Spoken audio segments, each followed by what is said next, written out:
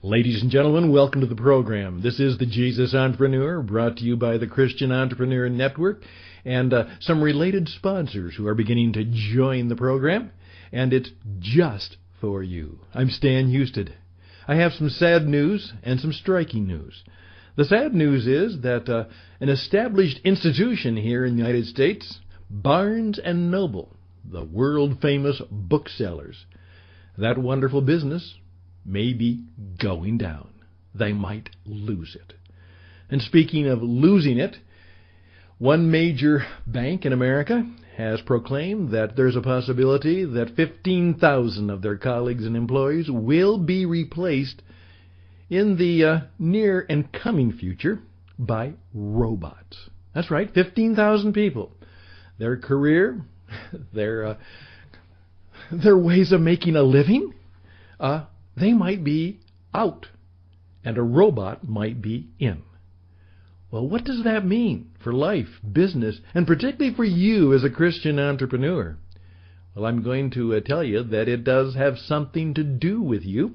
And in the next 12 to 20 minutes on the program, we're going to perhaps share a few thoughts for your thought and consideration. Let's start right now. Day by day. Day by day, oh dear Lord, 3 things I pray: to see Thee more clearly, love Thee more dearly, follow Thee more nearly, day by day. And indeed, we welcome you back to the program. We're here to help you, Christian entrepreneur, learn some new skills, some new understandings, perhaps some wisdom, insight, and truth, perhaps to share some of it that you have, and we're here to help you make your unique mark in the worldwide global marketplace. We truly believe that what the world needs now are more men and women who are out there. They are a member of the Jesus tribe. They are entrepreneurs, and they're trying to live out their Jesus testimony, their Jesus tribalism, their way of doing business in the marketplace, and they're doing so because it helps them build a business and build a life, expands their brand, cares for their family, cares for their community, and literally serves the very important entrepreneurial kingdom of our Lord and Savior, Jesus Christ. That's what we want to help you do. The news is always changing. I oftentimes say right now, and I used to do this myself because as a business performance coach for 25 years, I've learned a lot about how I can help your business. And here is my guarantee that if you're having a business situation right now, I can help you. I can help you at least in one of 3 ways. There's a very good chance that from my experience, I may have an answer that'll work for you. Secondly, I may have an answer from somebody else who can help you. And I also might have at least a way for you to start thinking about how you can handle it yourself. Do I know everything? Hardly. Do I know lots of things? Not really. But I do know ways to start thinking about whatever situation you're in. And so that would be my care and compassion. And I can always, as I often do, pray for you. Because I always prayed for my clients. Most of them didn't know it, but I did. And many of them, I know, were blessed by those prayers. So I know I can help you. You can reach out to me at radioedge77@gmail.com, radioedge77@gmail.com. And today I'm going to give you a clue to how you can build your business in the midst of all these difficulties. Okay, here we go. The Wharton School of Business recently in their production, and by the way they do it now, they have a text, it's an article, but they always accompany the article now with a podcast. So you can choose whether you want to, read the article, or perhaps you just want to click it and the podcast comes, and it goes on your phone and your iPad, and you can put that in the seat next to you as you're driving to your appointment. And so instead of reading the article, you can listen to the article, usually done by somebody like me who's a professional announcer or performer. And right now, many businesses are actually having the text, but they're also having the spoken word and oftentimes the video that goes along with it. And so you can do the program in video and the spoken word. You can do the word in audio as per a radio program, or you can actually read it, or you can do all three. That's what is changing in the world of broadcasting and education today. It's just happening. And that means that a lot of people are not reading books anymore. And those who are oftentimes reading books are getting them online. Obviously, we know the Amazon phenomenon and how it is growing. And here's the interesting part of life and business, which is tough and really kind of mean. Things are changing so fast. I used to teach classes in strategic planning. I do not do that anymore because you will waste your time in a strategic planning class and course. That's right. First of all, please keep in mind you cannot do strategic planning if you've got a bunch of people who've never had any teaching or training in strategic thinking. Now, you can do strategic thinking, and you have to. And you can do strategic planning, but as one famous general said, as soon as the plan begins, it doesn't work. Isn't that an interesting statement? And the problem is today things are changing so fast that before you can even put the plan into its first step, things have probably changed. So forecasting, which is the basis of strategic planning, and then strategic planning, which is an attempt to somehow know what's going to happen and project your behavior and your results out 3 months, 6 months, 3 years. They used to do a 5-year strategic plan. How foolish would that be today?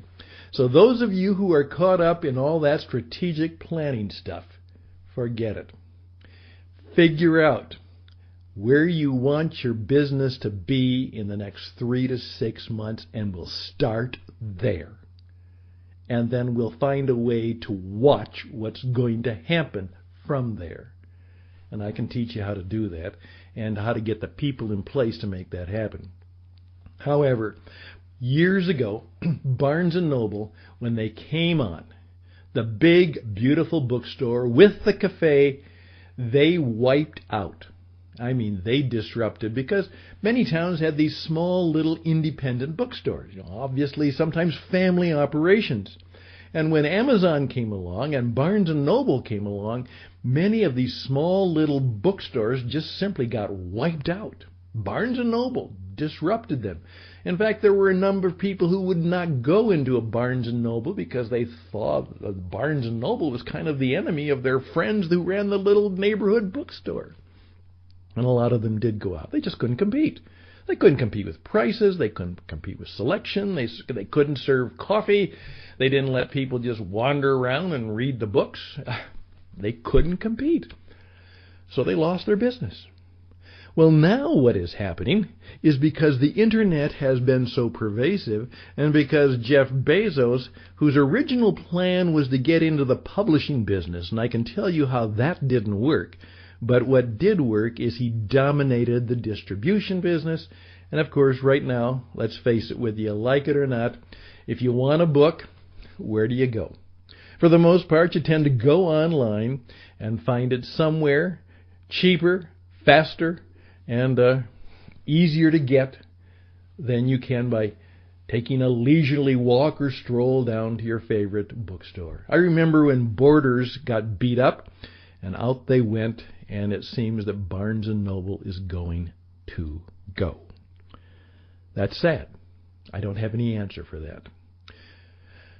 I do know that so many chores, and that's what kind of they were, chores, which is good. Chores means, from the old farm days, it's something that had to be done. And it was a chore. You had to milk the cows.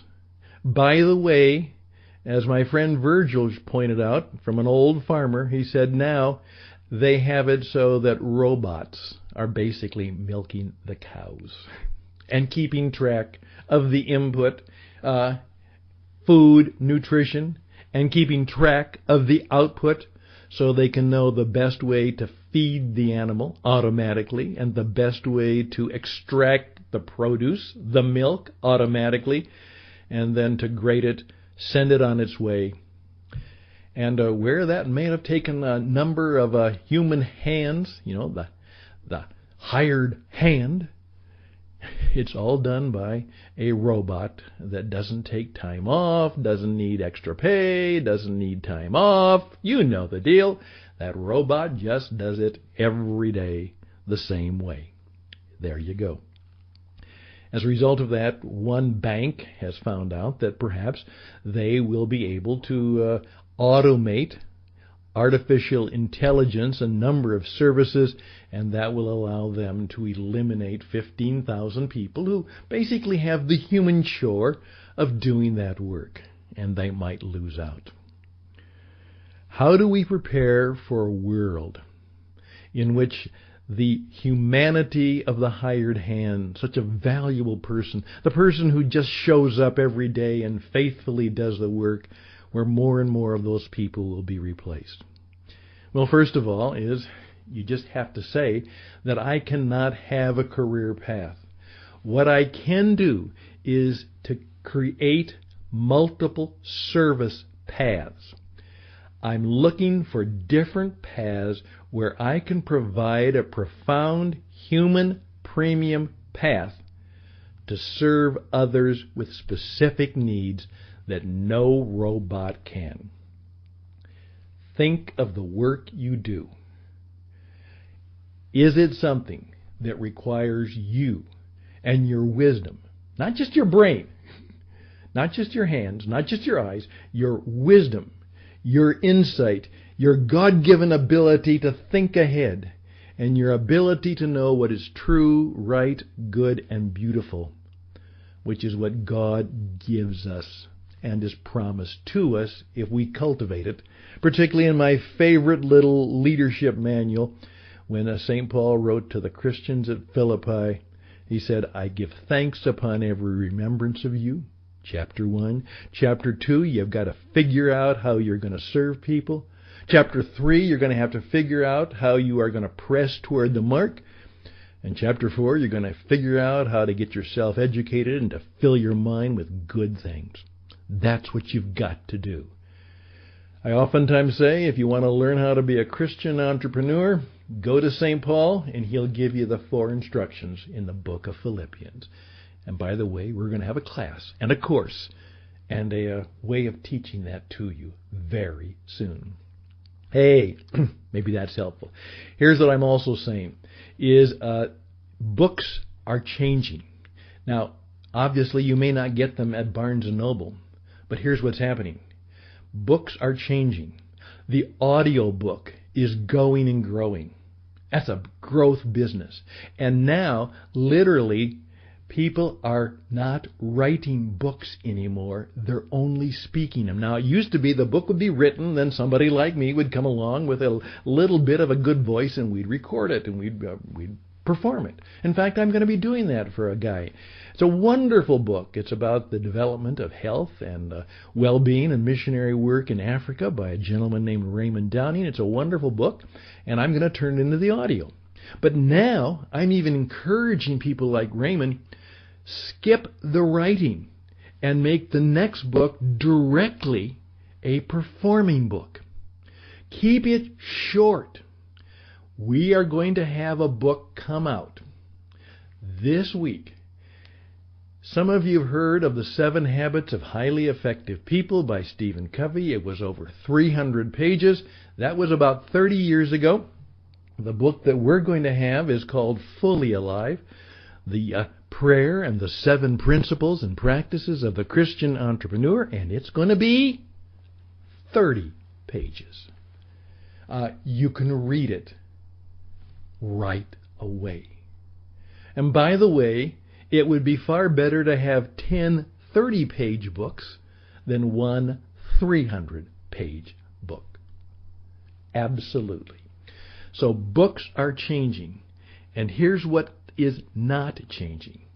I can now help you write that book. Writing a book used to be an incredible, hard, laborsome work. It still can be.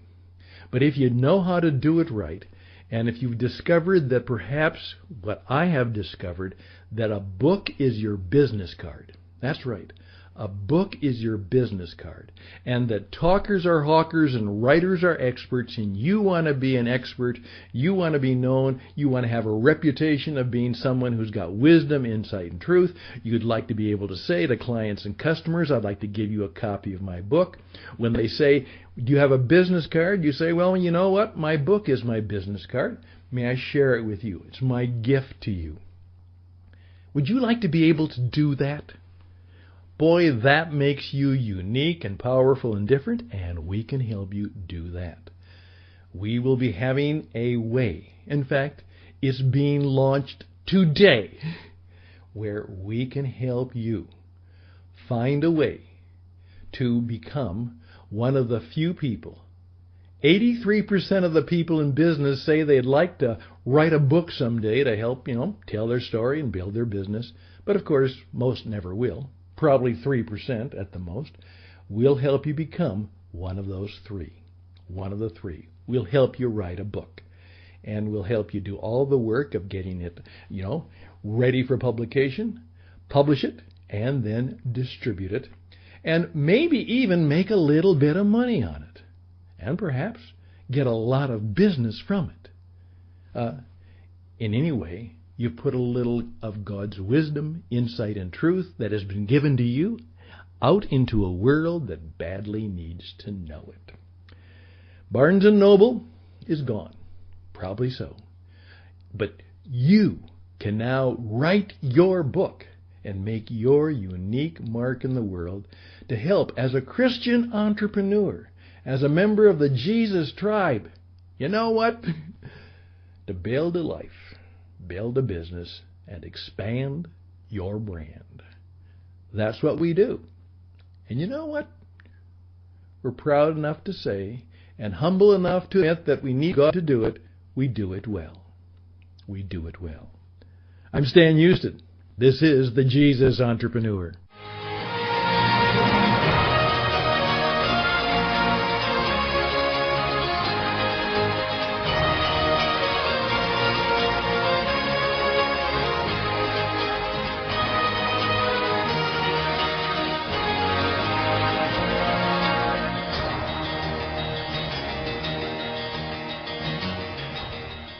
And we're back.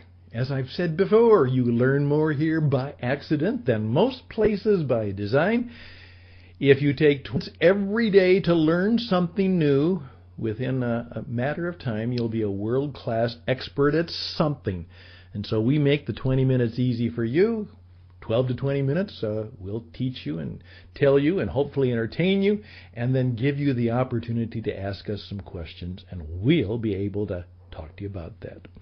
RadioEdge77 at gmail.com, RadioEdge77 at gmail.com. Ask me, Stan, can you help me with this in my business? And tell me what you need some help with.